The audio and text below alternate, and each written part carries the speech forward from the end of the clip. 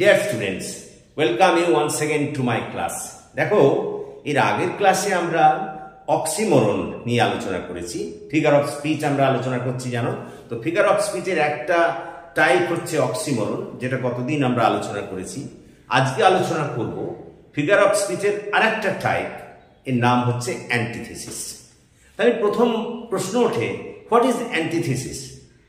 দেখো, ইংরেজিতে যদি আমরা বলি তাহলে বলতে হয় antithesis is a figure of speech which expresses a contradicting idea or a contradicting words in a single sentence। অর্থাৎ অ্যান্টিথিসিস বলতে আমরা সেই ফিগার অফ স্পিচকে বুঝবো যখন কোনো একটা বাক্যের মধ্যে দুটি বিপরীতার্থক ধারণা বা দুটি বিপরীতার্থক শব্দকে ব্যবহার করা হবে, তাকেই আমরা বলবো অ্যান্টিথিসিস। আবার বলি, অ্যান্টিথিসিস বলতে সেই ফিগার অফ স্পিচকে বোঝায় যেখানে একই বাক্যের মধ্যে দুটি বিপরীতার্থক শব্দকে ব্যবহার করা হবে, তাকেই আমরা বলবো অ্যান্টিথিসিস। এখন তাহলে তোমাদের মনে প্রশ্ন জাগতে পারে যে এই কথা তো দুটো বিপরীতার্থক ধারণা বা দুটো বিপরীতার্থক শব্দ তো অক্সিমোরনেও ছিল, এর সঙ্গে পার্থক্য কোথায়? দেখো, অক্সিমোরনের ক্ষেত্রে আমি বলেছিলাম দুটি বিপরীতার্থক শব্দ পাশাপাশি থাকবে, একেবারে পাশাপাশি। আর এখানে বলছি পাশাপাশি থাকবে না, কিন্তু একই বাক্যের মধ্যে থাকবে। আমরা একটা উদাহরণ দিয়ে ক্লিয়ার করে নিই। যেমন মনে করো, অক্সিমোরনের ক্ষেত্রে আমরা বলতে পারি Rita is a pretty ugly girl. Rita is a pretty ugly girl, এটা অক্সিমোরন। এখানে প্রিটিটা মানে সুন্দর, তার পাশেই দেখো একেবারে পাশেই আগলি মানে কুৎসিত, দুটো বিপরীত শব্দ পাশাপাশি বসেছে। কিন্তু এটা অক্সিমোরনের ক্ষেত্রে বললাম।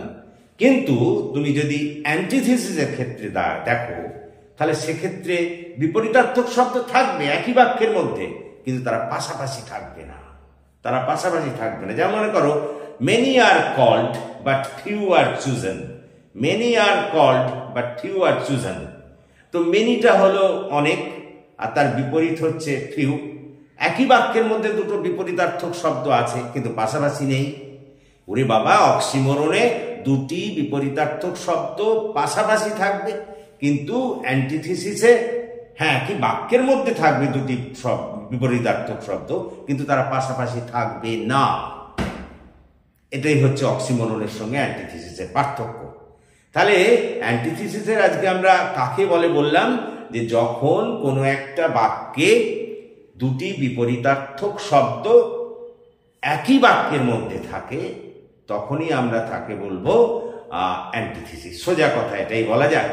বা বলতে পারো, যখন আরো একটু ভালো করে যদি বলো, যে যদি কোনো বাক্যে দুটি বিপরীতার্থক ধারণা বা শব্দ পাশাপাশি না থাকে, অর্থাৎ তারা থাকবে ওই বাক্যের মধ্যে কিন্তু পাশাপাশি থাকবে না, তখনই তাকে আমরা বলবো অ্যান্টিথিসিস।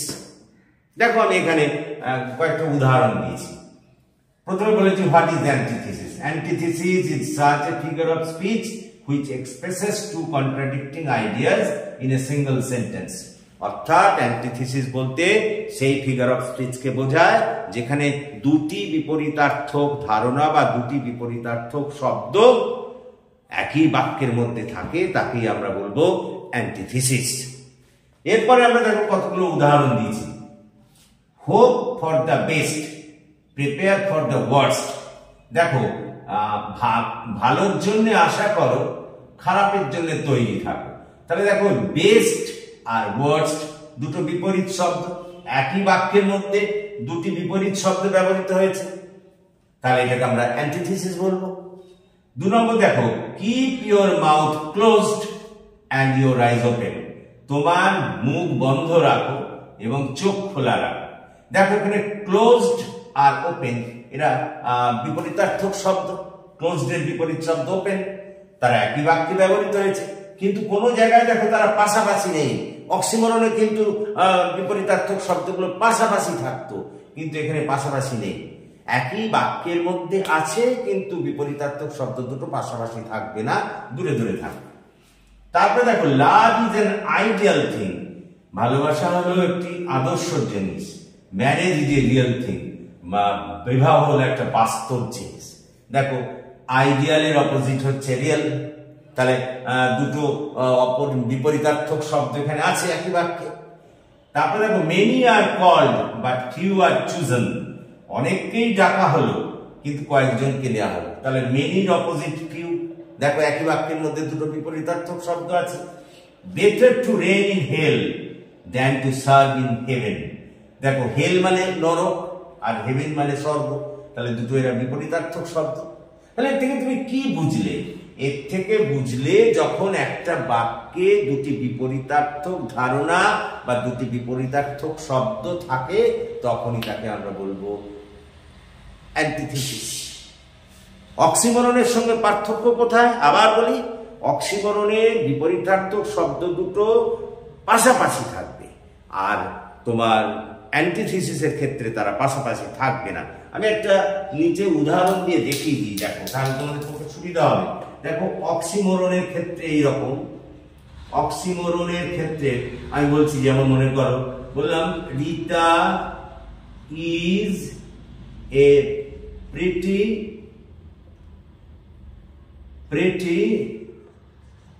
আগলি গার্ল। দেখো এখানে প্রিটি আর আগলি এ দুটো বিপরীত শব্দ কিন্তু তারা পাশাপাশি আছে। কিন্তু দেখো এই তোমার এর ক্ষেত্রে অ্যান্টিথিসিসের ক্ষেত্রে কেমন হচ্ছে? দেখো অ্যান্টিথিসিসের ক্ষেত্রে হচ্ছে আমরা দেখছি, দেখো many are called but few are chosen. লক্ষ্য করো, তাহলে মেনির অপোজিট হচ্ছে ফিউ। দেখো দুটো বিপরীত শব্দ আছে কিন্তু পাশাপাশি নেই, তাহলে অক্সিমরণে দুটো বিপরীত শব্দ পাশাপাশি থাকবে। লক্ষ্য করো, this is pretty and this is ugly, দুটো পাশাপাশি রয়েছে, এটা ইন কেস অফ অক্সিমরণ। আর এখানে মানে অ্যান্টিথিসিসের ক্ষেত্রে দুটো বিপরীত শব্দ থাকবে কিন্তু তারা পাশাপাশি থাকবে না, একই বাক্যে থাকবে। দেখ পাশাপাশি তো নেই, দূরে দূরে আছে, আর এখানে কিন্তু পাশাপাশি থাকবে। তাহলে এইটুকু দেখো, যখন তোমাকে চিনতে দেবে একটা বাক্য দিয়ে বলবে অ্যান্টিথিসিস আছে কিনা বার করো, তখন তুমি দেখবে একই বাক্যে যদি দুটো বিপরীতার্থক শব্দ দূরে দূরে থাকে, পাশাপাশি না দূরে দূরে থাকে, তখনই সেটা বলবে অ্যান্টিথিসিস।